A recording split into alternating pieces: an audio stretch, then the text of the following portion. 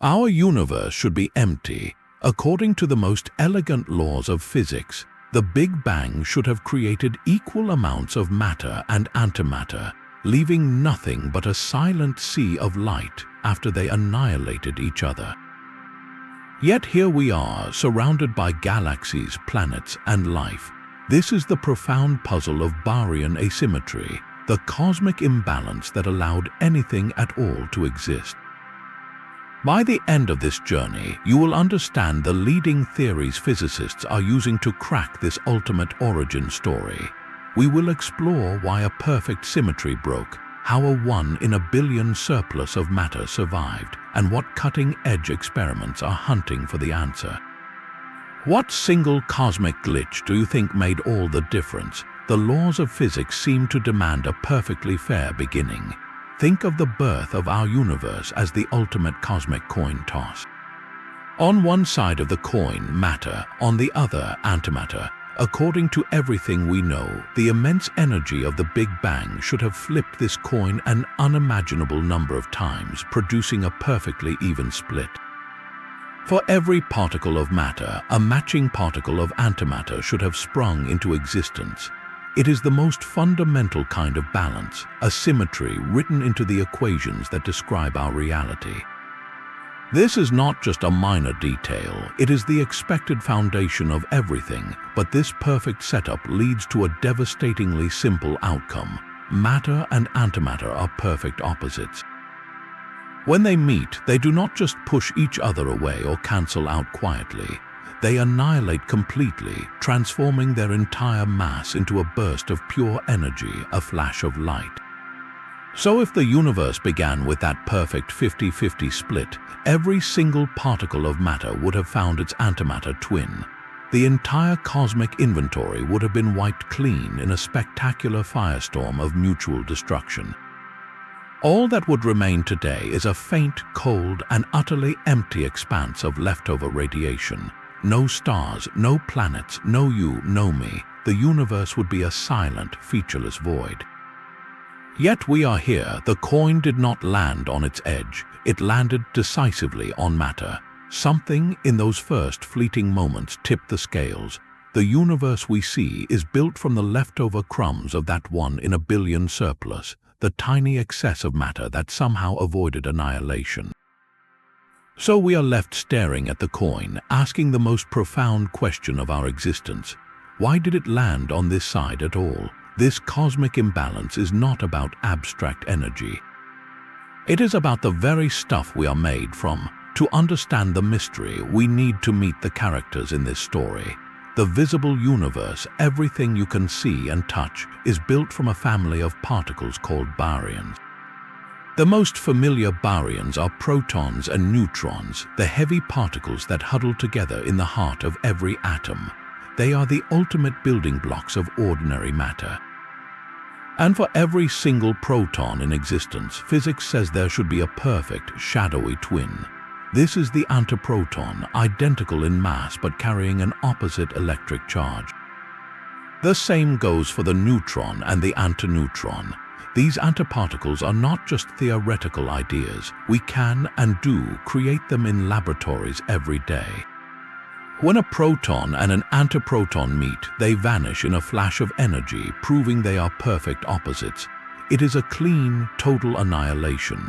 The same elegant symmetry exists for the lighter particles, like the electron and its antimatter counterpart, the positron. For every type of particle that makes up our world, there exists an antiparticle, a mirror image with flipped properties. They are cosmic partners destined to cancel each other out. This makes the universe we see utterly bizarre. We are surrounded by protons, neutrons, and electrons, but we have to hunt with immense effort to find even a single antiproton in deep space. The mirror has shattered and only one side of the reflection remains, so the question becomes painfully specific. Why did the universe save the baryons, the protons and neutrons, but seemingly discard almost all of their antimatter twins? What happened to all the antiprotons and antineutrons? The universe, it seems, played with a loaded die. For decades, physicists clung to a beautiful principle known as CP symmetry. This was the bedrock belief that the laws of physics should treat matter and antimatter with perfect, unwavering fairness. The C stands for charge. Flip the electric charge of a particle, turning an electron into a positron. The P stands for parity, which you can think of as looking at the particle in a mirror, reversing its spatial orientation like a left hand becoming a right hand. According to CP symmetry, if you took any particle, transformed it into its antiparticle, and then viewed that antiparticle in a mirror, it should behave exactly like the original particle. The universe's rulebook, in other words, should be completely blind to the difference. This symmetry was so deeply trusted that it felt like an unbreakable law of nature.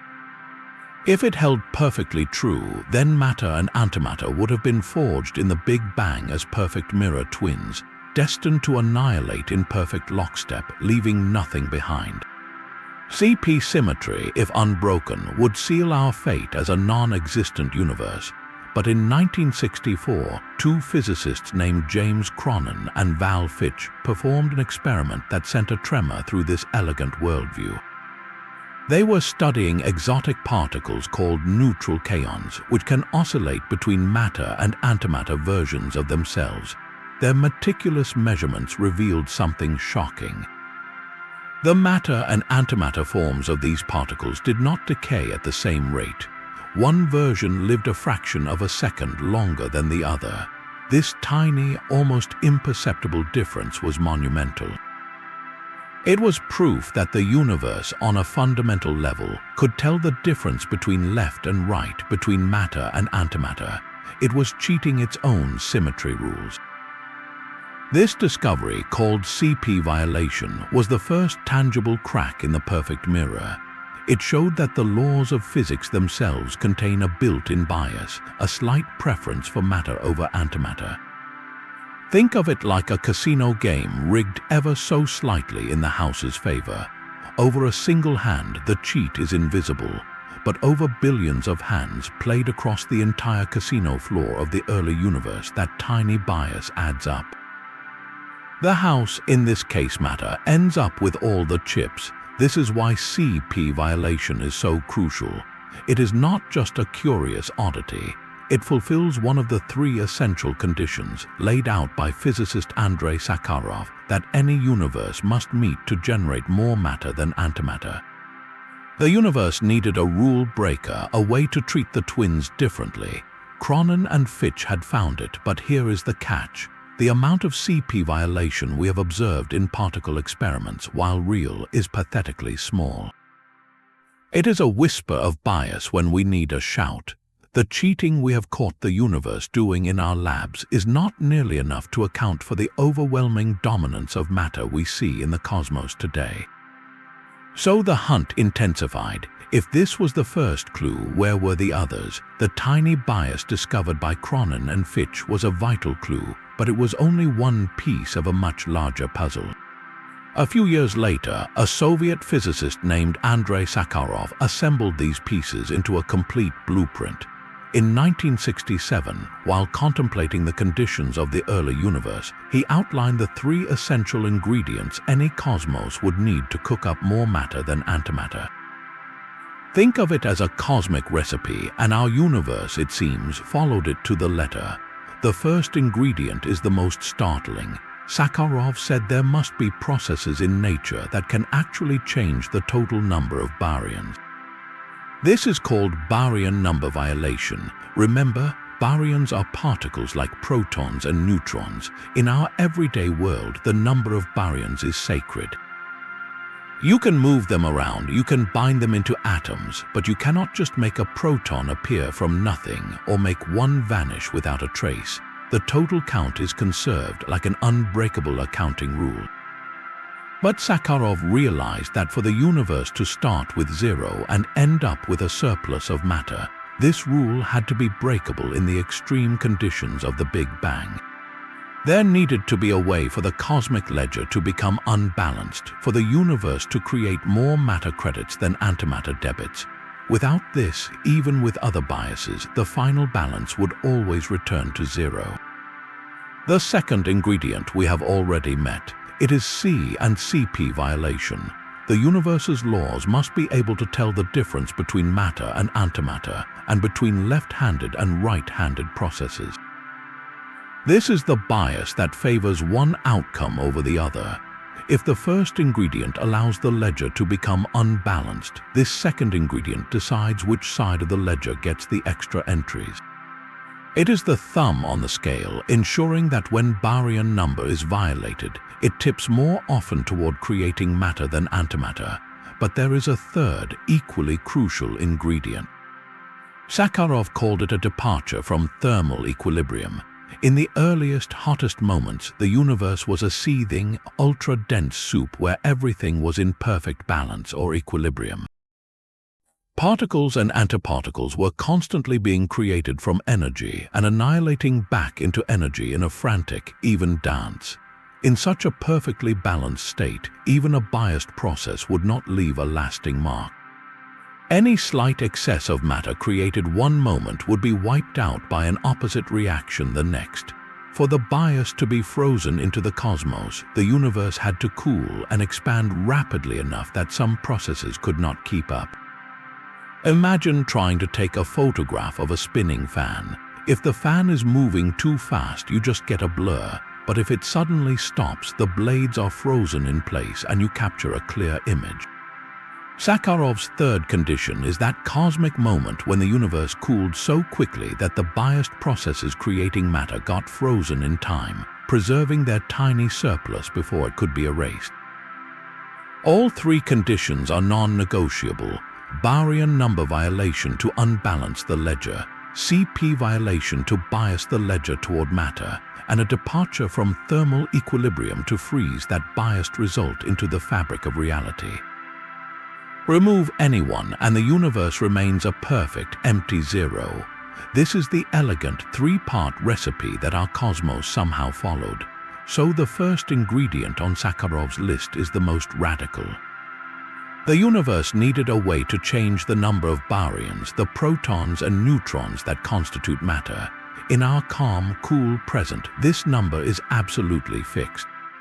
You cannot create a proton from nothing in a lab, nor can you make one disappear without a trace. It is a sacred, unbreakable conservation law.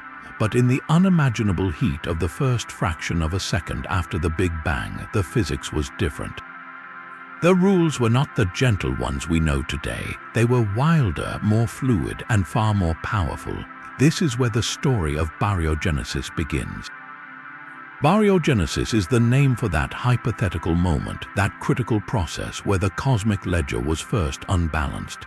It is the genesis of the Baryon asymmetry itself. The question is, what could possibly bend or break such a fundamental rule? The leading candidate lies within our best theory of particles, the Standard Model. It involves a dramatic cosmic event called the electroweak phase transition. To understand this, think of water. At high temperatures, water is a chaotic, uniform liquid. But as it cools past a critical point, it undergoes a phase transition, freezing into solid ice with a completely different structure. The early universe underwent similar dramatic shifts as it expanded and cooled. One of the most important happened when the universe was just a trillionth of a second old. At that moment, the fundamental forces of nature were unified in a single, ultra-powerful force. As the temperature plummeted, this force split like water freezing into ice. The electromagnetic force and the weak nuclear force, which are separate in our world today, broke apart from each other. This was the electroweak phase transition, and during this violent restructuring of space-time itself, the conditions were ripe for Sakharov's first condition to be met. The key players are bizarre objects called sphalerons. The name comes from a Greek word meaning ready to fall. You can picture them as hills or bumps on an incredibly complex energy landscape that describes the vacuum of space. In ordinary conditions, the universe sits in a peaceful valley and the number of baryons is conserved. but in the extreme heat of the early universe, there was enough energy to occasionally kick the cosmos up and over one of these sphalerons hills. Crossing that hill is not a gentle journey. It is a process that fundamentally rewrites the ledger. When the universe rolls over a sphaleron, it can change the total number of particles like quarks and leptons. Crucially, it can create 9 quarks while destroying 3 antileptons or vice versa. This process does not conserve baryon number, it blatantly violates it. For a fleeting instant, the universe's strict accounting rule is suspended. Now, by itself, this sphaleron process is unbiased. It can create matter or destroy it with equal probability. It simply allows the numbers to change, but remember Sakharov's second ingredient. If there was already a slight CP bias in the universe at that time, favoring the creation of matter over antimatter, then each journey over a sphaleron hill would, on average, leave behind a tiny surplus of baryons. And his third ingredient, the rapid cooling of the phase transition, would then freeze that surplus into existence before it could be wiped away, so the picture emerges. In the seething chaos of the electroweak phase transition, the universe was constantly being kicked over these sphaleron hills by the immense thermal energy. Each crossing temporarily broke the baryon number rule, and if other processes influenced by CP violation had already ceded a slight preference for matter, then these countless sphaleron events amplified that bias, converting it into the measurable surplus of protons and neutrons we see today. It is an elegant story, one where the wild physics of the infant cosmos conspired to break its own symmetry and leave behind the raw material for everything. But there is a monumental problem. The amount of CP violation we have found in the standard model is far too small to produce the bias needed. The electroweak phase transition in the standard model was likely not sharp and dramatic enough to properly freeze the result. The numbers, when physicists run them, simply do not add up to our reality. So if the answer is not fully within the standard model, where else could it be hiding? The standard model's whisper of bias was not enough. Physicists knew that if the recipe for matter was real, they needed to find stronger, clearer examples of CP violation. So they built bigger machines and looked at heavier, more exotic particles. The hunt moved beyond kaons to a whole new family of particles called B mesons. These are unstable particles that contain a bottom quark, one of the heaviest fundamental building blocks we know. They are perfect laboratories for testing symmetry because they decay or fall apart in many different ways, and their antimatter versions, anti-B mesons, should decay in perfectly mirrored patterns if CP symmetry holds. Massive experiments at particle colliders, like the LHCb detector at the Large Hadron Collider, were built for this precise purpose. They painstakingly create billions of B mesons and anti-B mesons, track their fleeting lives, and map out how they disintegrate. And the universe again showed its cards. The decays were not perfect mirrors. In certain decay pathways, B mesons and their antimatter twins did not behave identically. They exhibited clear, measurable CP violation. This was a monumental confirmation. The bias was not a one-time fluke with kaons. It was a recurring feature of nature, woven into the fabric of heavier particles as well. Each new measurement was a triumph, a deeper look into the mechanism that might have tilted the early cosmos. Yet with every triumph came a deepening mystery. When physicists gathered all this exquisite data from kaons and B mesons and every other source, and added up all the CP violating effects the standard model allows, they arrived at a number. Then they compared that number to the amount of bias you would need to generate the entire visible universe from nothing. The result was a staggering shortfall. The standard model's CP violation is too small by a factor of about 1 billion. Think of it like this: you need a mountain of matter to build every galaxy. The standard model at its absolute maximum can only provide a single grain of sand. This is not a minor rounding error. It is a catastrophic failure of prediction, a gaping hole in our understanding known as the matter deficit. It is a direct signal screaming at us that the physics we know and love is incomplete. The tiny cheat we have caught the universe in is not the main event.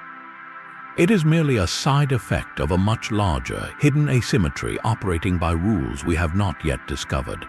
This deficit is perhaps the strongest evidence we have that new particles, new forces, or entirely new principles must exist beyond the standard model.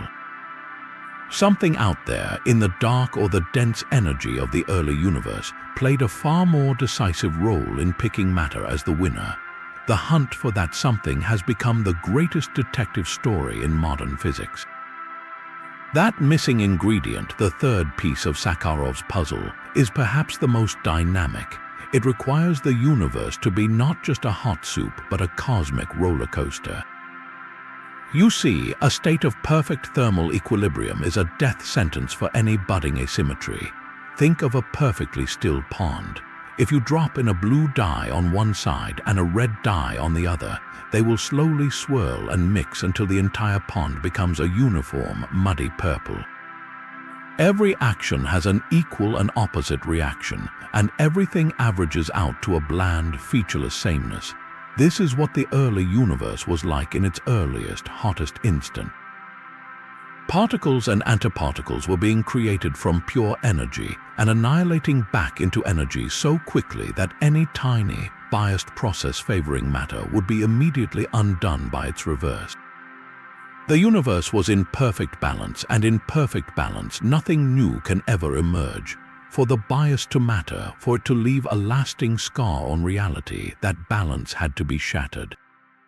The universe needed to be thrown out of equilibrium, and it needed to happen fast. Luckily, the cosmos had the perfect mechanism built in. It was expanding and cooling at a tremendous rate.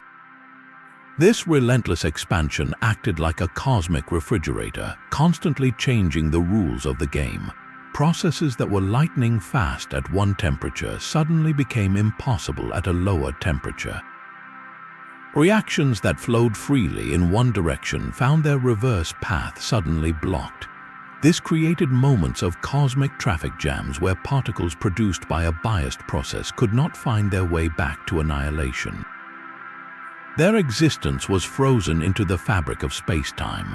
One of the most powerful ways this could have happened is through a dramatic event called a first-order phase transition. We see these in everyday life. When you boil a pot of water, it does not instantly turn to vapor. Instead, tiny bubbles of steam nucleate at imperfections on the bottom of the pot. These bubbles then rapidly expand, rise, and merge until the entire liquid has transformed. The boundary between the liquid water and the steam inside the bubble is a zone of intense turmoil. It is not a state of calm equilibrium. It is a violent, shifting frontier. Now, picture this happening in the first trillionth of a second of the universe, but instead of water turning to steam, it is the very fabric of space and the forces within it changing state. As the universe cooled past a critical temperature, bubbles of a new, more stable phase of the vacuum would have spontaneously formed, like steam bubbles in boiling water. These bubbles would then have expanded at nearly the speed of light, their walls sweeping through the primordial soup, and here is the crucial part. Within the seething, energetic walls of these expanding bubbles, conditions were wildly out of equilibrium. It was a chaotic frontier where temperatures and energies fluctuated violently. Any process that could create a slight excess of matter over antimatter, powered by that hidden CP violation, would have operated here.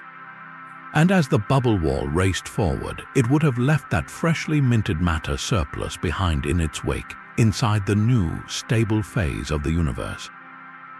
The wall itself acted like a cosmic snapshot, freezing the result of the biased process before the expanding bubble cooled into a new equilibrium.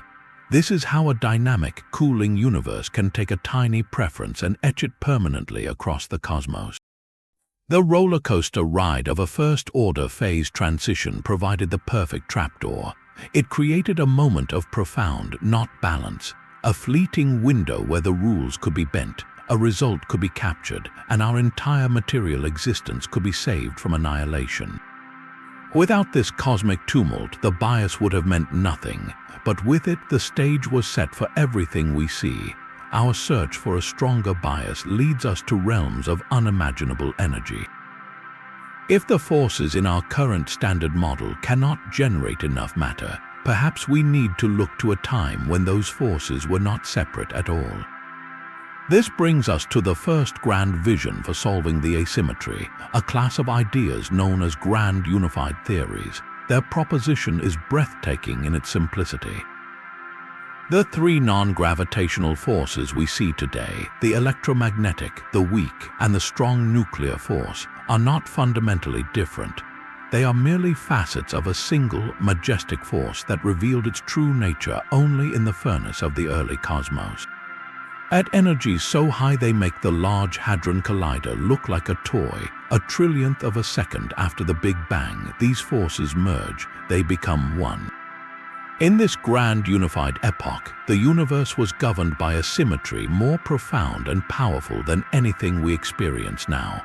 And within this framework, the mystery of Baryon number finds a natural, elegant solution. The key lies in new particles predicted by these theories, unimaginably heavy messengers called X-bosons. In our current cooled-down universe, a proton is stable. It seems to last forever, but in the grand unified era, the X-bosons could mediate processes that do the unthinkable. They could allow a proton to decay, transforming into lighter particles.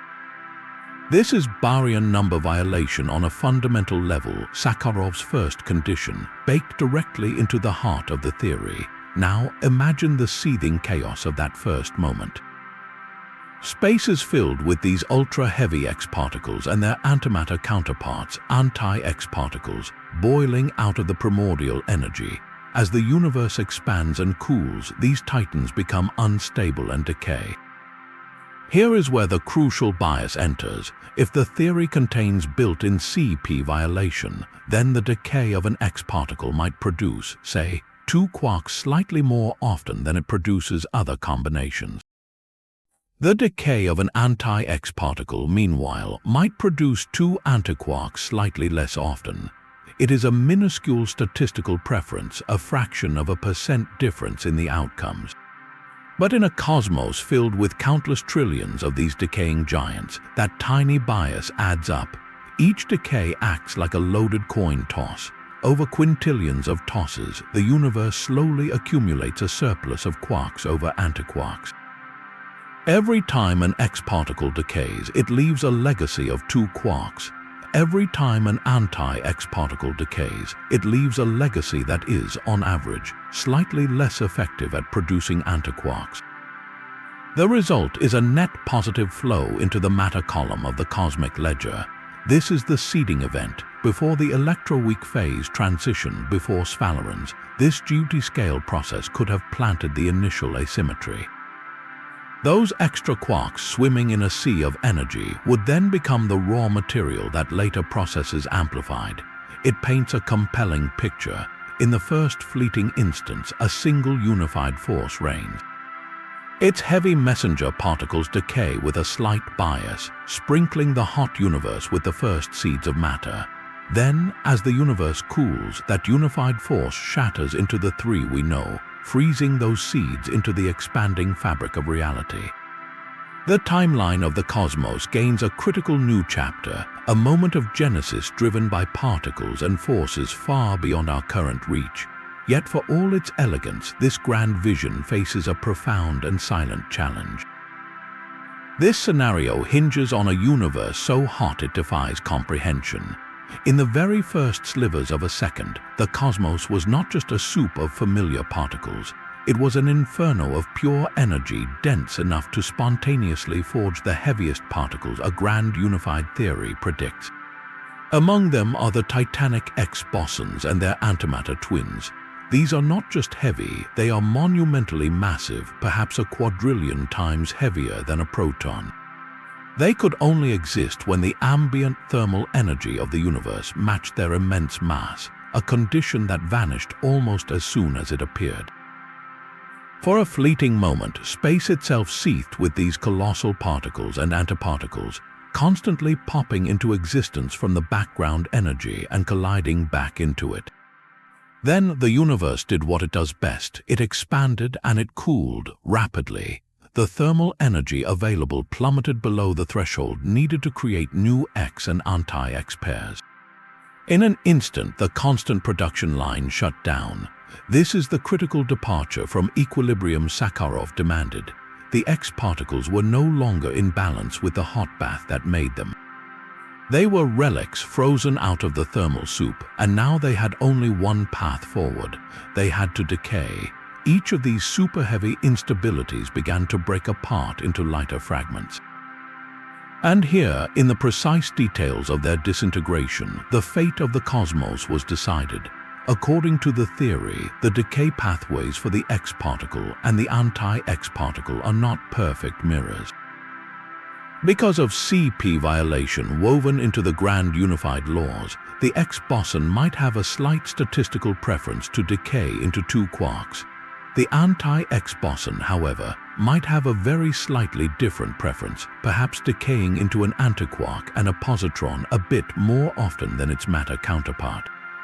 The difference is infinitesimal, a fraction of a percent bias in the quantum probabilities, but it is enough. Imagine a vast casino at the dawn of time, with trillions upon trillions of X and anti-X particles as dice. Each die is loaded ever so slightly. The X dice are biased to roll quark-quark a little more often.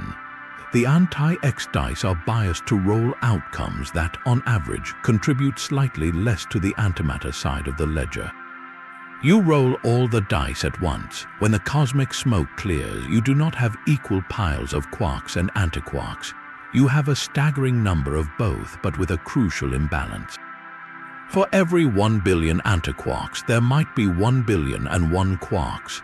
That 1 in a billion surplus is the prize. Everything else, the perfectly matched pairs, finds its opposite and annihilates in a blaze of gamma rays, leaving behind only that tiny, persistent excess. That 1 extra quark for every billion annihilations is the seed. It seems laughably small, a single grain of sand on a beach, but that beach is the entire observable universe. When you scale that 1 in a billion ratio up to the sheer volume of the primordial fireball, that seed grows into every galaxy, star, and planet we see today. We are the amplified echo of that microscopic bias in the decay of particles too heavy for our colliders to ever produce. The challenge with this beautiful story is one of scale. To create these X bosons, the early universe needed temperatures so high they are almost meaningless to us, around 1 billion degrees. It requires energies 1 trillion times beyond what the Large Hadron Collider can reach. We are peering back to a time so remote that it tests the very limits of our cosmological models. Furthermore, for this seed to survive and not be washed away by later processes, the phase transition when the unified force breaks apart must be just right. It is a delicate ballet of unimaginable energy and precision, making the theory compelling but exceptionally difficult to test. If we cannot recreate those conditions, how could we ever know if this is how our universe truly began? But there is another path, one that sidesteps the immense energies of grand unification and finds a more subtle, elegant culprit. This is the theory of leptogenesis. Its core idea is a beautiful two-step dance. Perhaps the universe did not create an excess of matter directly. Instead, it first created an excess of something else, a ghostly particle that barely interacts with anything, and then converted that surplus into the matter we know. That ghostly particle is the neutrino. To understand leptogenesis, we need to rethink the categories of the cosmos. Just as Baryon number counts heavy particles like protons, there is a similar bookkeeping for a lighter family called leptons. Electrons are leptons, so are their heavier cousins, muons and taus, and crucially, so are neutrinos, those elusive particles that stream through you by the trillions every second. Lepton number is supposed to be conserved just like Baryon number, But leptogenesis proposes that in the early universe, this rule was broken too, and with a much stronger bias. The architects of this cosmic conversion are hypothetical particles known as heavy right-handed neutrinos. Our familiar neutrinos are left-handed, spinning in a certain orientation as they travel. Many theories, including the elegant seesaw mechanism, predict that for every left-handed neutrino we see, there should be a monstrously heavy right-handed partner. These heavy neutrinos would have been billions of times more massive than their lightweight cousins, and they would have only existed in the searing heat of the very early cosmos. Here is how the dance begins. In that primordial furnace, these heavy right-handed neutrinos are created from the intense thermal energy, but as the universe expands and cools, their production stops. They fall out of equilibrium just as Sakharov requires. Now unstable, they begin to decay, and in their decay, the universe's bias is laid bare. Thanks to CP violation in their interactions, a heavy right-handed neutrino does not decay in a perfectly symmetrical way. It has a slight preference. When it decays, it might produce ordinary matter particles like a lepton and a Higgs boson, a little more often than it produces their antimatter counterparts. Its antiparticle, the heavy right-handed antineutrino, has the opposite slight preference. The net result, after countless trillions of these decays, is a tiny but significant surplus of ordinary leptons over antileptons. The universe now has a lepton asymmetry, but we do not live in a universe dominated by electrons and neutrinos. We live in a universe dominated by protons and neutrons. So how does a lepton excess become a baryon excess? This is where the second brilliant step of the dance occurs, and it uses a process we have already met. Remember the sphalerons, those hills in the energy landscape that can violate baryon and lepton number. In the electroweak phase transition, these sphalerons were not just idly sitting by. They were actively processing the contents of the universe, and they have a remarkable property. They do not just violate baryon number, they violate lepton number in a linked way.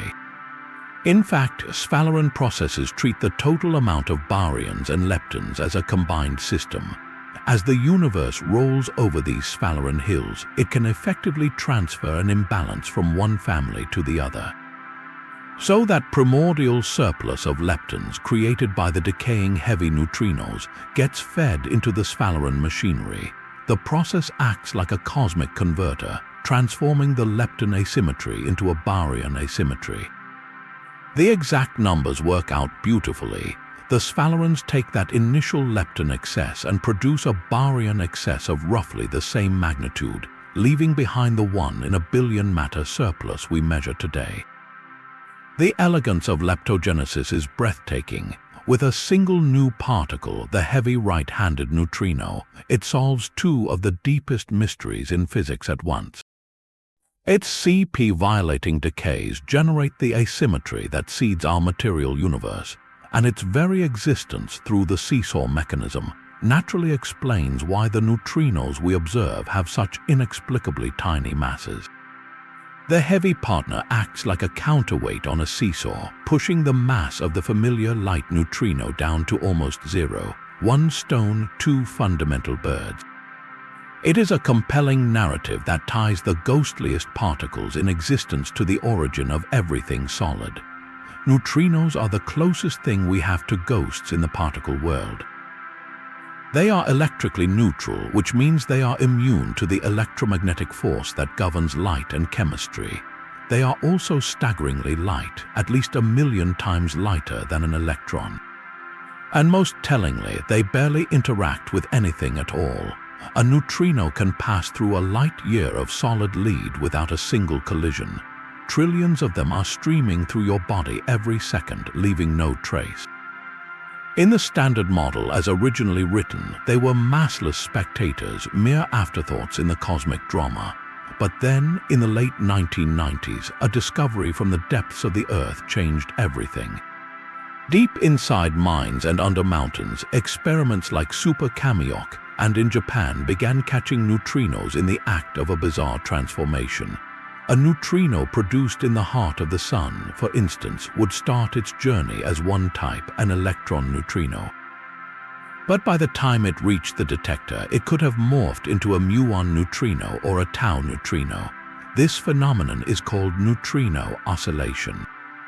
And it carries one monumental implication. For a neutrino to oscillate, to change its identity mid-flight, it must have mass, a tiny, almost imperceptible mass, but mass nonetheless. This was a crack in the foundation of the Standard Model. The theory had no place for neutrino mass. Its discovery meant our catalogue of the universe was incomplete. New physics had to exist to explain it, and this is where the story circles back to the origin of everything. That simple, profound fact that neutrinos have mass is the first tangible clue that leptogenesis might be more than a beautiful idea. The most elegant explanation for why neutrinos are so unfathomably light is the seesaw mechanism.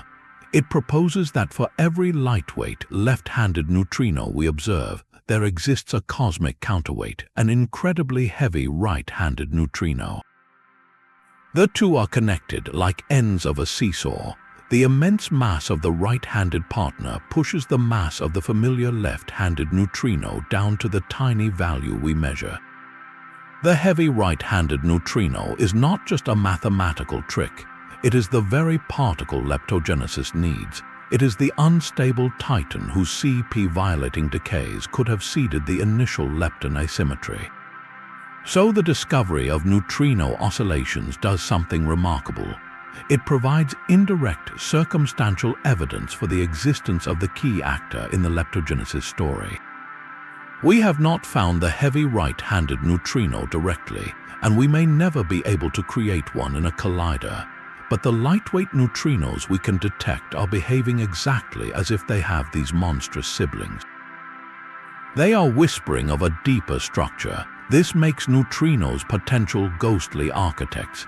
In the first second of the universe, when temperatures allowed those heavy partners to exist, their subtle, biased decays could have set the entire chain of events in motion. Their legacy is twofold. First, they left behind the light, oscillating neutrinos that permeate the cosmos today. Second, through the sphalerons converter, they transformed their lepton surplus into the baryon surplus that became galaxies. The very particles that slip through our world unnoticed may have been the master builders of the world itself. Their elusive nature is not a bug, it is a feature. It allowed them to operate in the background, shaping reality without getting caught in the annihilating chaos. So when we look at the Sun and wonder about the neutrinos passing through us, we are not just seeing solar fuel. We are seeing a faint echo of the process that made our existence possible. The elegance of leptogenesis comes with a profound distance. Its heavy neutrinos operate at energy scales we may never touch, in an epoch we can only theorize. But what if the decisive moment happened much later, in a realm our technology is already beginning to probe? This brings us to a scenario that thrills experimental physicists, a mechanism called electroweak baryogenesis. It suggests the universe did not need exotic grand unified particles or heavy neutrinos to tip the scales. Perhaps everything required was already present in the forces we know, waiting for the right dramatic moment to act. That moment is the electroweak phase transition, when the universe was a mere trillionth of a second old. Until this point, the Higgs field, that invisible energy ocean that gives particles their mass, was shimmering at a value of 0. Particles like quarks and electrons were massless, zipping around at the speed of light. Then, as the cosmos cooled past a critical temperature, the Higgs field underwent a profound shift. It settled into a stable, non-zero value everywhere, like water finally choosing to freeze into ice. This is the moment particles acquired the property we call mass. But according to electroweak baryogenesis, this transition was not a gentle, uniform freeze. It was a violent, bubbling revolution. Picture the cooling universe not as a smooth pond forming ice, but as a pot of water coming to a boil in reverse. Bubbles of the new, stable phase, where the Higgs field has found its value, spontaneously nucleate in the seething old phase. These bubbles are realms where the rules have already changed. Outside the bubbles, particles are massless and the electroweak symmetry is unbroken. Inside, they have mass and the forces have split. The walls of these bubbles are not solid boundaries, but fierce, energetic frontiers expanding at nearly light speed. They are cosmic shockwaves rippling through the primordial soup, and on these turbulent walls, the magic happens. As a bubble wall sweeps through space, it interacts violently with the particles in its path. Here is where a subtle but crucial separation occurs. The wall can treat left-handed and right-handed particles differently, a property called chirality. Think of chirality like the handedness of a screw thread. The bubble wall, through its interaction with the changing Higgs field, can effectively filter particles based on this quantum handedness. It might reflect left-handed quarks more than right-handed ones or allow them to pass through at different rates. This separation by itself does not create matter. It creates a chiral bias, an imbalance between left-handed and right-handed particles in the region near the wall. Now remember CP violation, our essential cosmic cheat. If CP violating interactions are also present at the bubble wall, they can bias this chiral separation further. The process might favor the production or reflection of left-handed quarks over left-handed antiquarks. The result is not yet an excess of matter over antimatter, but an excess of left-handed matter over right-handed matter in the chaotic zone just inside the bubble wall. It is a twisted, asymmetric state. This is where the final critical player returns. Remember the sphalerons, those hills in the energy landscape that can violate baryon and lepton number. Inside the newly formed bubble, where the electroweak symmetry is broken, Sphaleron processes are still active, but they are about to be shut off as the universe cools further. These sphalerons have a fascinating property. They can read a chiral bias and translate it into a baryon number. They act as a cosmic decoder. The excess of left-handed quarks over right-handed ones is a signal the sphalerons can convert into a genuine surplus of quarks over antiquarks, a true Baryon asymmetry. So the entire sequence unfolds with cinematic violence. A bubble nucleates, its wall, a seething frontier, uses the changing Higgs field and CP violation to create a chiral bias in the hot plasma. That biased plasma is swept inside the bubble. There, the still active sphalerons rapidly process it, transforming the chiral imbalance into a permanent baryon number. Then, as the bubble cools, the sphalerons freeze out, locking in the newly created matter surplus. The bubble expands, merging with others, until this new phase, now enriched with a tiny excess of matter, fills the entire universe. The breathtaking appeal of this story is its testability. The energy scale of the electroweak phase transition is about 250 gigaelectronvolts. This is not a distant, unreachable realm of grand unification. It is squarely within the theoretical reach of a next-generation particle collider, a machine perhaps 5 to 10 times more powerful than the Large Hadron Collider. We could, in principle, recreate the conditions that spawned this process and look for its fingerprints. We would need to find new sources of CP violation beyond the standard model's meager offering, and we would need to confirm that the Higgs phase transition was strongly first order, a violent bubble-forming event, and not a gentle crossover. Both are concrete questions future experiments could answer. Electroweak baryogenesis offers a path where the origin of matter is not a philosophical relic, but a puzzle we might solve in a laboratory within this century. The most radical answers often lie in the quietest corners of physics. While grand unified theories and electroweak baryogenesis work with extensions of known forces, other proposals venture into entirely new territory, linking the birth of matter to the cosmos's other great mysteries. One such idea centers on a hypothetical particle so feeble it could be the universe's dark matter, and so pervasive it could have tilted the scales at dawn. This is the action. Its story begins not with baryogenesis, but with a different, deeply puzzling symmetry. In the theory of the strong nuclear force, quantum chromodynamics, there is a parameter that should allow a certain type of CP violation. This strong CP problem is the confounding fact that this parameter appears to be zero to an incredible precision. Nature seems to be enforcing a symmetry in the strong force that the theory says it shouldn't have to. To explain this, physicists proposed the action, a ghostly particle that acts as a cosmic tuning knob, dynamically adjusting that parameter to zero. But in the early universe, as it settled into its role, the action field did not sit still. It began to oscillate. Think of it like a pendulum released from a high point, swinging back and forth through the vacuum of space as the cosmos expanded. These coherent oscillations of the action field are not just a curiosity. They are a vast rhythmic energy permeating everything, and through intricate couplings to other fields, this oscillating energy could have acted as a battery, powering processes that generated a net Baryon number. The mechanism is subtle. The rolling action field can effectively create an environment where the laws of physics differ slightly for particles moving in one direction versus another.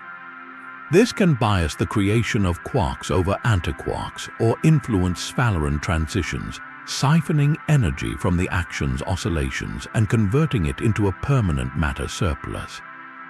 The profound connection here is double-layered. First, the action elegantly solves the strong CP problem. Second, its cosmic dynamics could solve the matter asymmetry. And third, when the action field's oscillations finally dampen, the action particles left behind are perfect candidates for the cold dark matter that binds galaxies together. One elusive particle could answer two of the universe's biggest questions, tying the origin of matter to the invisible scaffolding of the cosmos. Yet another mechanism operates on a stage of even grander scale, one set by the epoch of cosmic inflation. This is the Defies mechanism. It requires a universe filled with scalar fields, which are like cosmic dials whose values determine the properties of space itself. Such fields are abundant in theories like supersymmetry. The key is that some of these scalar fields can carry Baryon number. During inflation, the violent exponential expansion can kick these fields to enormously high values, like a ball blown to the top of a vast flat plateau. When inflation ends, the universe settles, but the field is left stranded at that immense value, full of potential. Then, as the cosmos cools further, the field begins to roll down its energy slope and oscillate around its minimum. But the shape of that slope is not perfectly symmetrical. Due to terms in the equations that violate C and CP, the path the field takes as it oscillates is biased. It spirals in a particular direction in a complex space. This spiraling motion is not just an abstract dance. Because the field carries Baryon number, the direction of that spiral translates directly into a net Baryon number in its oscillations. As the field finally decays, transferring its energy into the hot plasma of particles, it dumps this baked-in asymmetry into the universe, flooding it with a dominant matter excess. The Defies mechanism is astonishingly efficient. It can potentially generate an asymmetry so large that it must later be diluted by subsequent cosmic events, like a second wave of particle creation. Its power comes from its directness. It uses the colossal energy of the post-inflationary universe to imprint a Baryon number onto a fundamental field, which then bequeaths it to all that follows.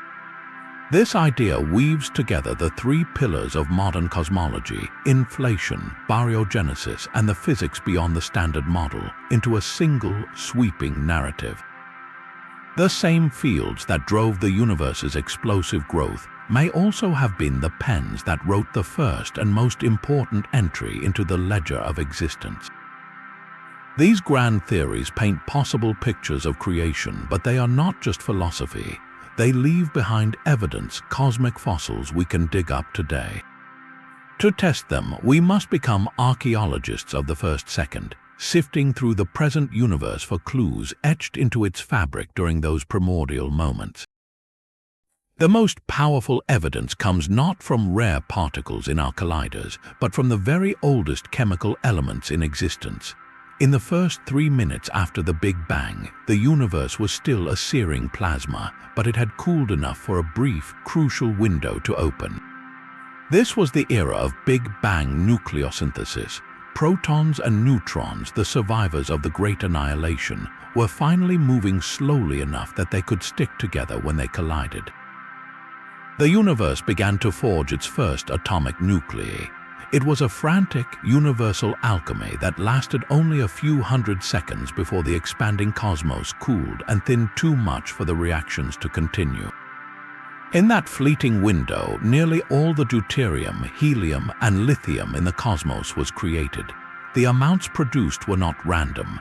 They were dictated by precise physics, the density of protons and neutrons, the expansion rate of the universe, and one number above all others, the ratio of baryons to photons. This ratio, often called eta, is the direct fingerprint of the Baryon asymmetry. It tells us, for every billion photons left over from the annihilation firestorm, how many protons and neutrons survived. When we look out at the oldest, most pristine clouds of gas in the universe, far from any contaminating stars, we can measure the abundances of these primordial elements. The amount of deuterium, in particular, is an exquisitely sensitive probe. Too many baryons and deuterium gets easily smashed into helium. Too few and more deuterium survives. The observed abundances act like a cosmic scale, weighing the total amount of normal matter in the early universe, and the measurement they give us is stunningly precise. The baryon-to-photon ratio, eta, is approximately 6 times 10 to the negative 10. Written out, that is 0.0000000006. For every billion photons in the cosmic microwave background, there are only about 6 protons or neutrons. That number is the target. Any successful theory of baryogenesis must start from a perfect symmetry and end, through its specific mechanisms, with this exact tiny imbalance. It is not enough for a theory to make more matter than antimatter. It must make precisely this amount more. This single number, derived from the oldest chemistry in existence, is the judge that will ultimately convict or exonerate our ideas. It tells us the scale of the crime scene. The asymmetry was not large, not a landslide victory for matter. It was a razor-thin margin, a 1 in a billion surplus that made all the difference. This is the fossil we hold in our hands. The light elements are the immutable record, proving the asymmetry was real and setting the bar for any story of its origin. That 1 in a billion number is not just a theoretical target. It is etched into the oldest light we can see. 380,000 years after the Big Bang, the universe underwent a transformation so profound it set the stage for everything to come. Until that moment, the cosmos was an opaque, searing fog. Free electrons and protons, the charged debris of the earlier chaos, constantly scattered the intense light, trapping it in a relentless dance. The universe was a glowing, impenetrable plasma. Then it cooled just enough. The temperature dropped below 3,000 degrees Kelvin, a threshold that allowed electrons to finally be captured by protons, forming the first stable, neutral atoms, mostly hydrogen. In an instant, the fog lifted. The photons, the particles of light that had been trapped in that hot soup for eons, were suddenly set free. They streamed outward in every direction, and the universe became transparent.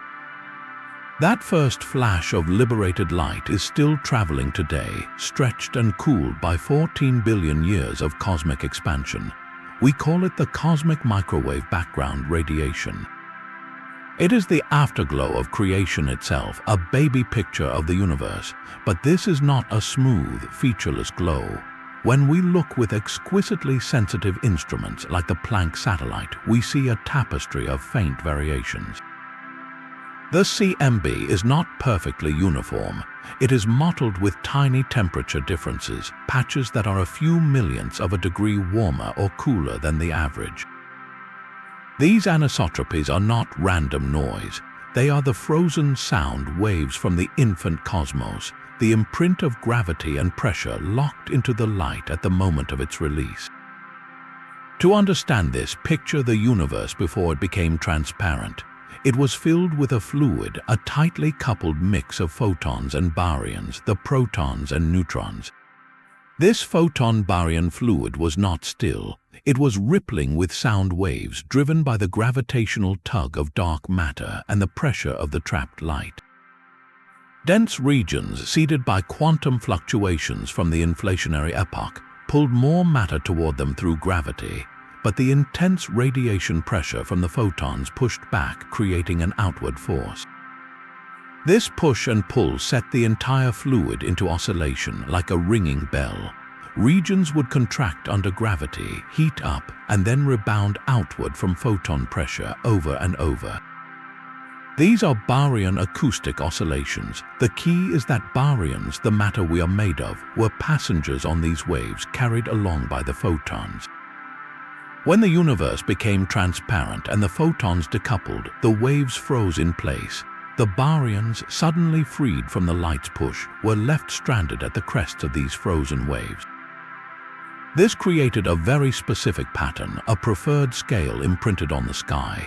The distance a sound wave could travel in that 380,000-year period became a cosmic ruler.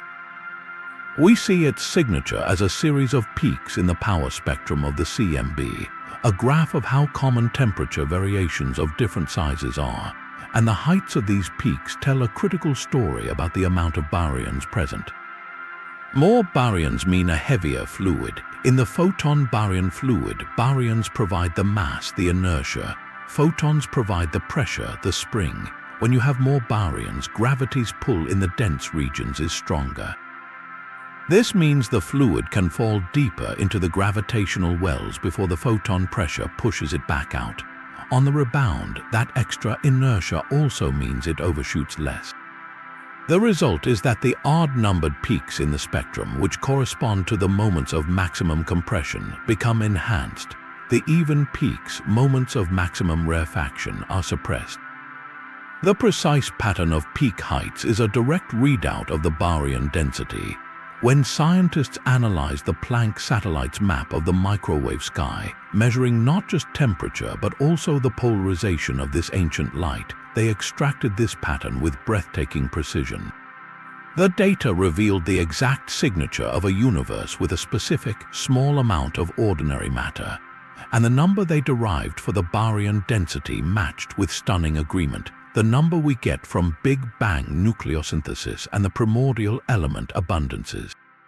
It is the same 1 in a billion ratio. This is not a coincidence. It is a monumental cross-check from 2 completely independent cosmic clocks. The nuclear reactions in the first 3 minutes and the sound waves frozen at 380,000 years both tell the same story. They confirm that the Baryon asymmetry is not a local fluke or a later development. It was a fundamental, baked-in feature of our universe's composition from its very first moments. The CMB is the ultimate witness. Its subtle patterns a permanent record of that tiny, decisive surplus of matter echoing through the newborn cosmos. That 1 in a billion number is a ghost from the past, a fossil we can only measure indirectly. But what if we could witness the very crime in action? What if the process that created the asymmetry left a ticking clock inside every atom, a slow, inevitable decay that we could catch? This is the promise and the profound challenge of hunting for proton decay. According to the elegant laws of our everyday world, a proton is forever. It is the bedrock of atomic nuclei, the unchanging heart of hydrogen. But if grand unified theories are correct, this permanence is an illusion, a consequence of our cold, low-energy universe. In the fiery logic of GUTs, the proton is not fundamentally stable. Those same X-bosons that seeded the early asymmetry can, on unimaginably rare occasions, make a proton simply fall apart. This would be baryon number violation happening right before our eyes, Sakharov's first condition playing out in a water molecule or in your own body. Observing a single proton decay would be a direct window into the physics of the first second, confirming that the rules can change and providing a critical clue about which GUT painted our reality. Catching such an event, however, is a staggering feat of patience and engineering. You are not looking for a subtle statistical shift.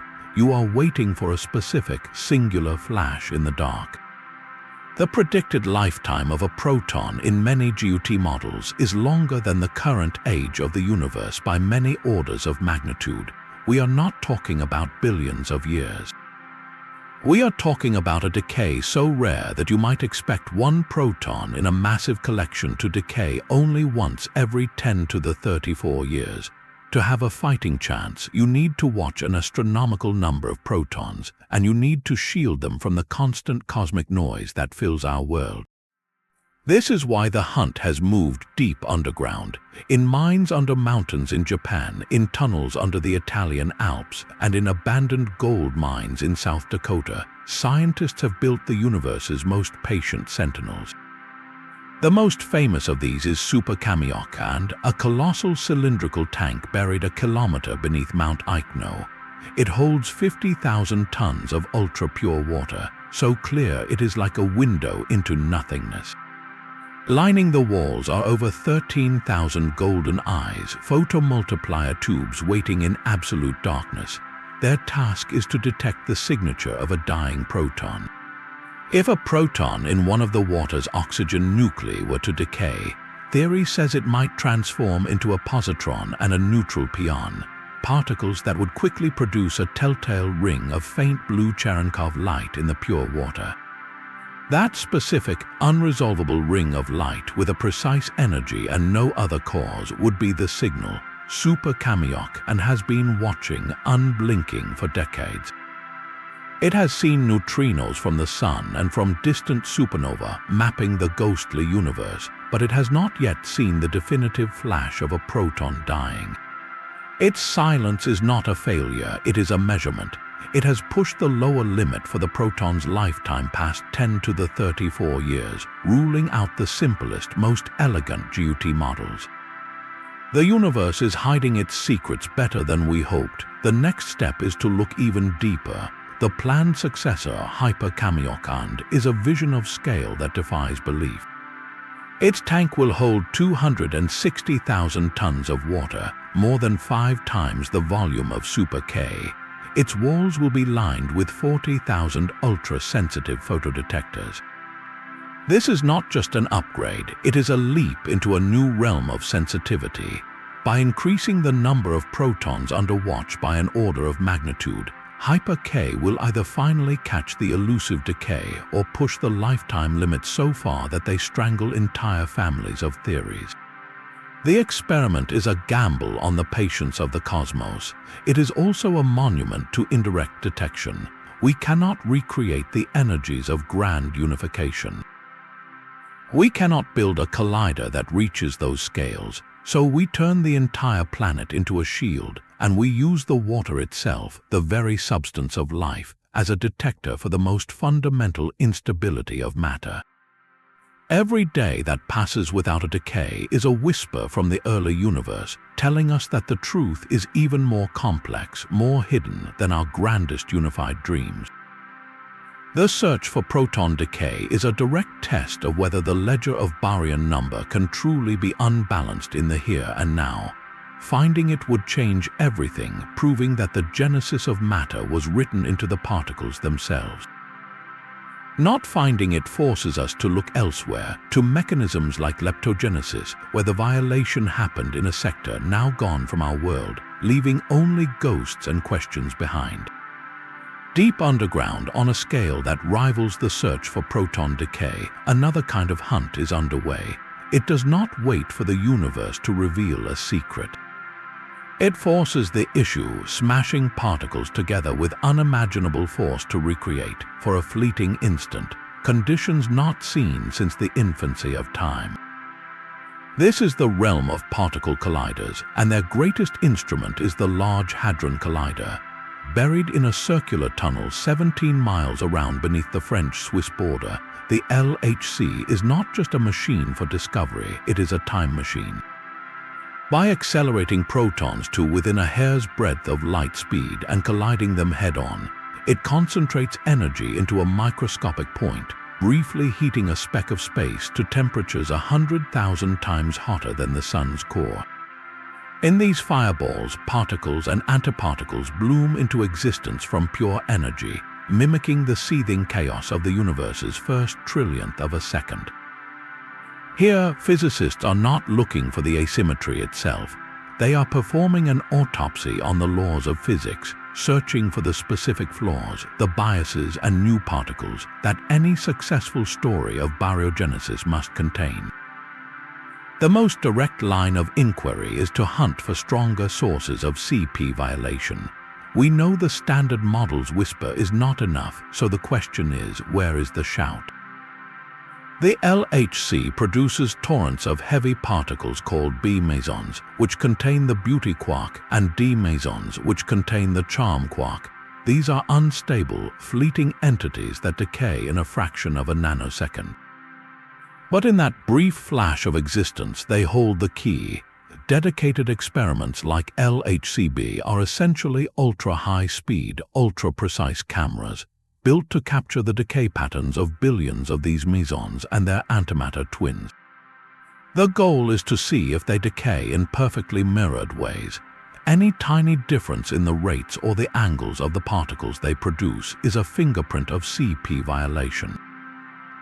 The LHC has already observed such violations in the B meson system, confirming and refining what we knew. But the hunt now is for deviations from the predictions of the standard model. If we find a CP violating effect that is larger than the theory allows, or appears in a place the theory says it shouldn't, that is the jackpot. It would be a direct signal of new physics, a new source of bias that could have powered the cosmic imbalance. Every precise measurement is like tightening a screw on the standard model, seeing if it holds or if something new and unexpected begins to crack through. But colliders can probe more than just known particles. They can also hunt for the hypothetical actors in our baryogenesis stories. Take electroweak baryogenesis, the idea that our familiar forces could have done the job during the Higgs phase transition. For that story to work, two things are likely needed beyond the standard model. First, we need new sources of CP violation, which the meson studies might find. Second, and just as crucially, the Higgs phase transition itself likely had to be more dramatic. In the standard model, it was probably a gentle crossover, like water cooling into a slushy mix, not a violent bubble-forming event.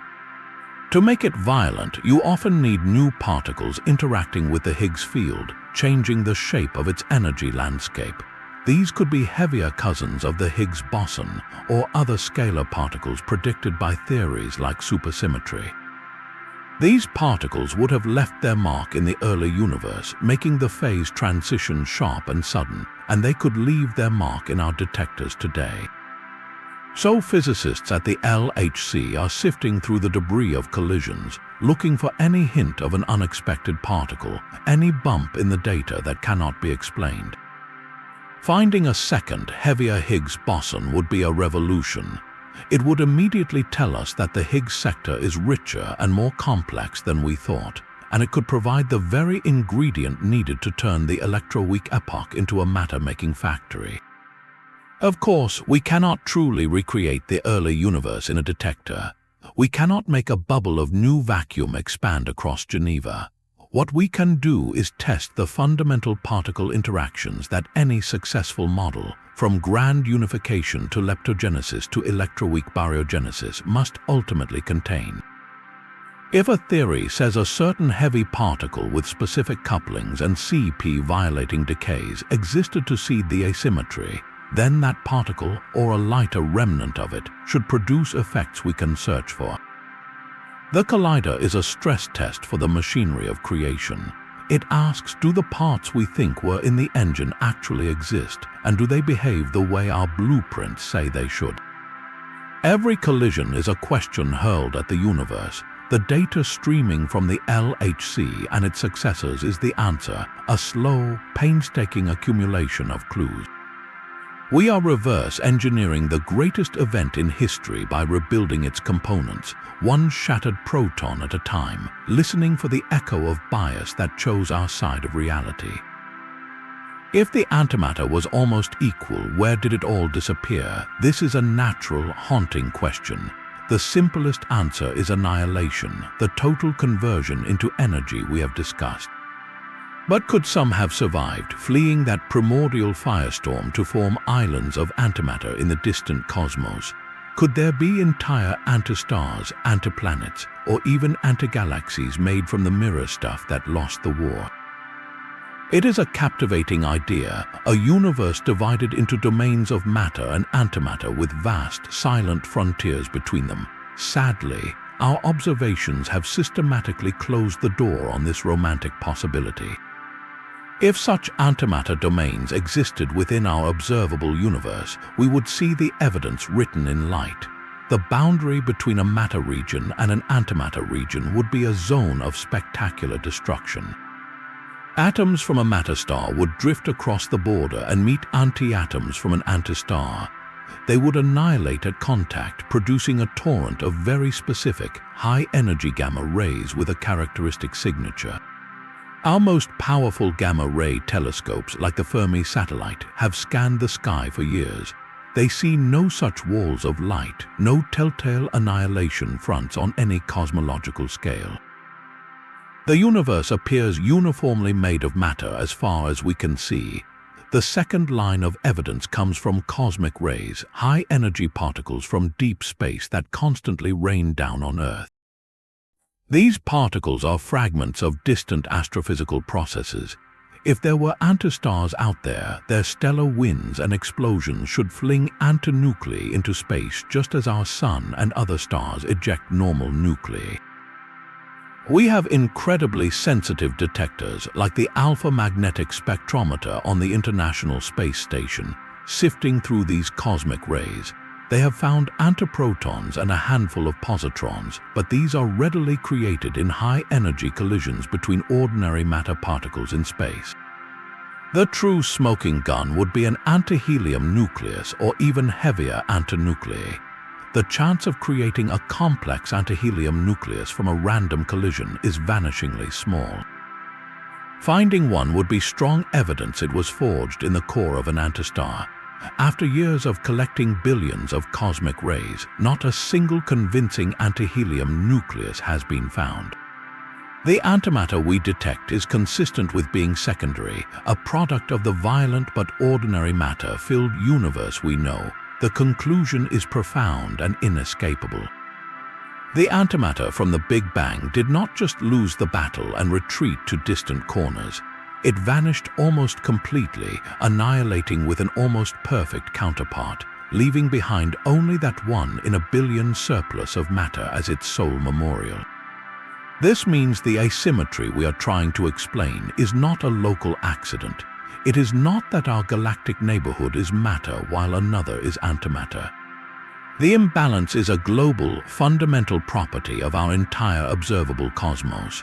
Whatever process broke the symmetry, it did so thoroughly and everywhere, imprinting its preference onto the fabric of reality itself before the universe was even a second old. We are not the survivors of a segregated cosmos. We are the remnants of a near-total annihilation, the faint afterglow of a victory so complete it left almost nothing of the opponent behind. The silence of our detectors points to a universe almost perfectly purified of antimatter, but this leads to a deeper, more unsettling question. Why did the asymmetry have the precise, tiny value it did? Not zero, which would mean our non-existence, but also not much larger, which would have drastically altered cosmic evolution. This fine-tuning pushes some of the greatest minds toward a breathtakingly speculative possibility. Perhaps our universe is not unique. The answer to why we see this specific 1 in a billion imbalance might lie in a cosmic landscape of unimaginable variety, a multiverse. In this view, the Big Bang was not a singular genesis, but one birth among an infinite number. each separate universe or distinct region of a greater cosmos could have crystallized with different fundamental constants. The strength of forces, the mass of particles, and crucially, the amount of Baryon asymmetry could all be random variables set at each universe's birth. Some universes would have symmetry perfect and empty. Others might have an asymmetry so large that matter clumped into black holes instantly, leaving no time for stars or chemistry. Our universe, with its specific small surplus, sits in a narrow window where galaxies could form, stars could burn for billions of years, and planets could coalesce. We find ourselves here not because this value is special in an absolute sense, but because it is the only kind of value that allows for our existence as observers. This is the anthropic principle, a logical selection effect. In an infinite multiverse, every possible physical parameter is realized somewhere. But life, complex structures that can ask questions, can only arise in the rare subsets where the numbers are just right. Our measurement of the Baryon asymmetry, then, is not a clue to a unique cosmic recipe. It is a cosmic address telling us which neighborhood we happen to live in. This idea finds a potential home in the intricate mathematics of string theory, which suggests a vast landscape of possible stable vacuum states, each with different physical laws. The value of the asymmetry parameter could be a random roll of the dice on this landscape, a frozen accident of our particular cosmic inflation. While compelling, this perspective is deeply controversial. It moves the question from physics to metaphysics. Instead of explaining the mechanism that broke the symmetry, it explains why we perceive a symmetry broken in this particular way. For some, it feels like a surrender, trading a causal explanation for a statistical inevitability.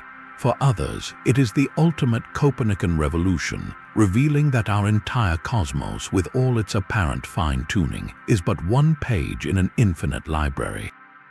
Whether a profound insight or a philosophical dead end, the multiverse hypothesis forces us to confront the very nature of explanation. Are we seeking the reason our universe is this way, or are we simply acknowledging the conditions necessary for the question to be asked at all? The profound mystery of our cosmic origins is not just a story of the distant past. It echoes in the machines that save lives and fuels dreams of reaching the stars. Our quest to understand antimatter, the ghostly twin that nearly erased us, has led to one of medicine's most powerful diagnostic tools. It begins with a simple particle, the positron, the antimatter counterpart of the electron. When a positron meets an electron, they annihilate, producing two gamma rays that fly away in exactly opposite directions. This predictable, clean signal is the heart of a positron emission tomography scan. In a hospital, a patient is injected with a safe, radioactive tracer, a molecule like a simple sugar that has been tagged with a positron-emitting isotope.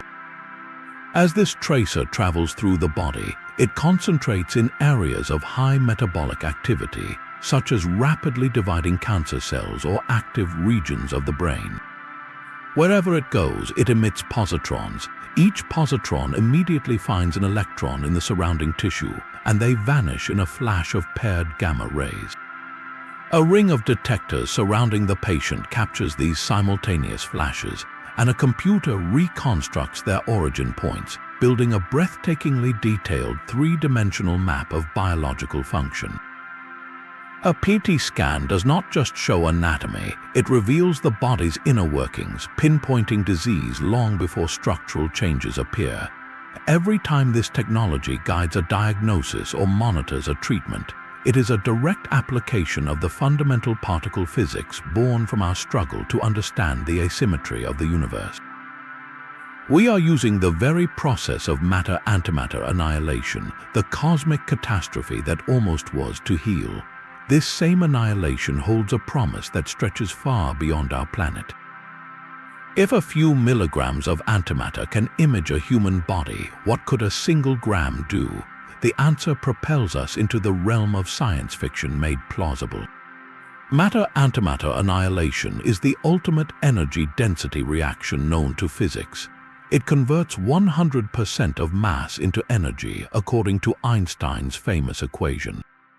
To grasp the scale, consider this. The chemical rockets that took astronauts to the moon burned fuel with an efficiency of less than 1%. Nuclear fission, the power behind reactors and atomic bombs, converts about 0.1% of mass to energy. Fusion, the process powering the sun, can reach close to 0.7%. Annihilation achieves 100%. The numbers are staggering. 1 gram of antimatter annihilating with 1 gram of matter would release roughly the same energy as the bomb dropped on Hiroshima, or enough to power a modern city for a day. For spacecraft propulsion, this is the holy grail. A manned mission to Mars with conventional chemical rockets is a journey of many months, with immense radiation risk and physiological toll. An antimatter-powered ship using annihilation to heat a propellant like hydrogen to incredible temperatures could theoretically cut that travel time to weeks. A voyage to the nearest star system, Proxima Centauri, is a 4-year journey at light speed, an impossible span for any known propulsion. But with an antimatter-driven vessel, concepts like generation ships or even relativistic travel enter the realm of distant possibility. The fuel is unimaginably potent. A few tens of milligrams might be enough to send a probe across the solar system. Yet, between this dream and reality lies a chasm of staggering difficulty. The first and most monumental problem is production. We cannot mine antimatter. We must create it particle by antiparticle in laboratories. At facilities like CERN, physicists use powerful particle accelerators to smash protons into targets. These high-energy collisions produce particle-antiparticle pairs, including antiprotons and positrons. But the process is incredibly inefficient. It takes billions of times more energy to create an antiproton than the energy its eventual annihilation would release.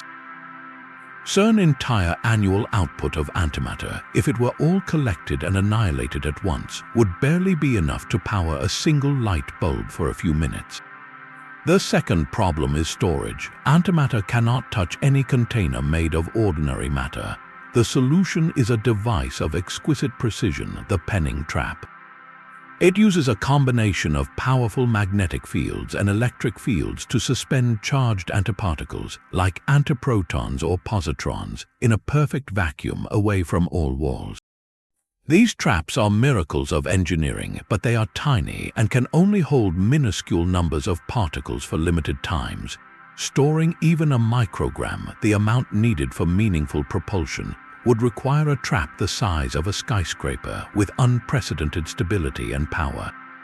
Any failure would be catastrophic. The third problem is scale and cost. At current production rates, creating a single gram of antimatter would take CERN billions of years of continuous operation and consume more energy than humanity has ever produced.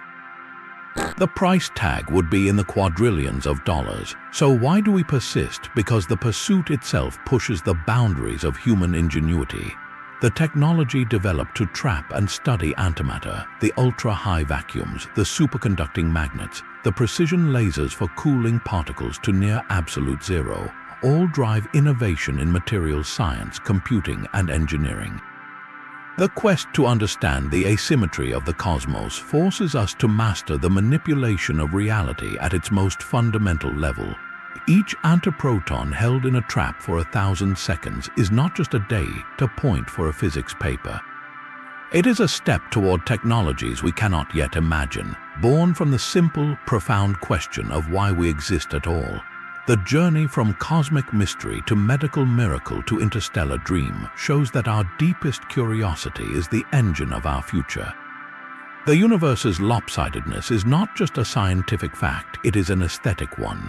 We live in a cosmos that chose a side, and that very choice seems woven into our own perception of beauty. Consider the cold perfection of a snowflake. Its six-fold radial symmetry is mathematically flawless, a crystalline echo of the perfect symmetry the laws of physics initially demanded. It is beautiful yet static, almost sterile in its repetition. Now look at a Renaissance portrait like the Mona Lisa. Her face is not perfectly symmetrical. The famous subtle smile plays more on one side, the eyes hold a different light. This asymmetry is what gives the painting its life, its mystery, its compelling humanity. We are drawn not to the mirror image, but to the dynamic tension of features that are balanced yet not identical. This principle echoes through our greatest creations. The Parthenon in Athens employs subtle optical corrections, its columns slightly curved and spaced to appear perfectly balanced to the human eye from a distance, rejecting rigid geometric symmetry for a living, perceived harmony. Modern architecture, like Frank Gehry's swirling, titanium-clad museums, embraces dramatic imbalance to create movement and emotion, structures that feel alive rather than frozen. Why does this resonate so deeply? Perhaps because our reality itself is fundamentally asymmetrical. The cosmic accident that gave us matter over antimatter did not just allow for galaxies, it allowed for complexity, for surprise, for the unexpected. A perfectly symmetrical universe would be uniform, predictable, and ultimately barren. The 1 in a billion flaw introduced possibility, a narrative where things could develop, evolve, and become interesting. Our artistic instincts might be reflecting this cosmic truth. We find beauty in the balanced imbalance, the composition where elements are arranged not as mirror halves, but in a way that creates visual tension and resolution, much like the universe resolved its own tension between existence and nothingness. The golden ratio, a proportion celebrated in art and nature from seashells to classical paintings, is not a symmetry. It is an asymmetric division that feels inherently pleasing and dynamic. This suggests our aesthetic sense is not an arbitrary human invention, but may be tuned to the underlying grain of a cosmos where perfection is sterile and fruitful complexity arises from a broken mirror. We create and admire asymmetry because we are, in every atom, products of the greatest asymmetry of all. We stand at a crossroads of cosmic understanding. The framework laid out by Sakharov gives us the recipe, and the theories we have explored from grand unification to leptogenesis are the detailed blueprints. Yet the construction site of the early universe remains hidden in the mists of time. We have compelling suspects but no definitive proof. The case of the missing antimatter is still open, and the investigation is more vibrant than ever. The central questions now are sharp and specific, guiding every new experiment we build. First, where is the rest of the CP violation? The tiny amount we have found is 1 billion times too small. Is there a hidden source of bias in particles we have not yet discovered, or in the way known particles interact at energies we cannot yet reach? Second, can we catch nature in the act of breaking its own number rules? The hunt for proton decay continues, a direct test of baryon number violation, and a related, profound search is for an esoteric process called neutrinoless double beta decay. If observed, it would prove that the neutrino is its own antiparticle, a Majorana particle, and that lepton number is not conserved. This would be a monumental clue, providing the essential violation needed for leptogenesis to be true. Third, what was the true role of cosmic inflation? Did the violent expansion of spacetime itself set the stage for asymmetry, perhaps through mechanisms like a fault dyne, or did it simply stretch a seed created later? Each of these questions points to a future frontier of discovery, and our tools are evolving to meet the challenge. The next generation of particle colliders, often called Higgs factories, will scrutinize the properties of the Higgs boson with exquisite precision, searching for signs of new physics that could make electroweak baryogenesis a reality. Deep underground, colossal new detectors like Hyper-Kamiok and the Deep Underground Neutrino experiment will watch for proton decay and neutrino oscillations with unprecedented sensitivity, probing the scales of grand unification and the nature of the ghostly neutrino. On the tabletop, incredibly precise experiments are searching for the electric dipole moments of particles like the electron and neutron. An electric dipole moment is a subtle separation of positive and negative charge within a particle. Finding one would be a clear, direct signal of new CP violation, a whisper from the early universe etched into the shape of matter itself. These experiments are so sensitive they can detect distortions smaller than the width of a human hair compared to the diameter of the Earth. This is not a field waiting for a single eureka moment. It is a coordinated siege on the problem from every angle, using the universe as a laboratory from the quantum scale to the cosmic horizon. We are testing each chapter of the possible story, knowing that one verified fact, one observed decay, could collapse countless possibilities into a single, stunning narrative. The mystery of why we exist is no longer purely philosophical. It is an experimental science, and we are building the machines that may finally read the first page of our genesis. This 1 in a billion surplus is the ultimate origin story. Every mountain, every ocean, every star you see at night is the direct physical consequence of that microscopic bias in the laws of physics. It is the reason there is a there at all. Solving this puzzle does more than complete a textbook, it completes our lineage.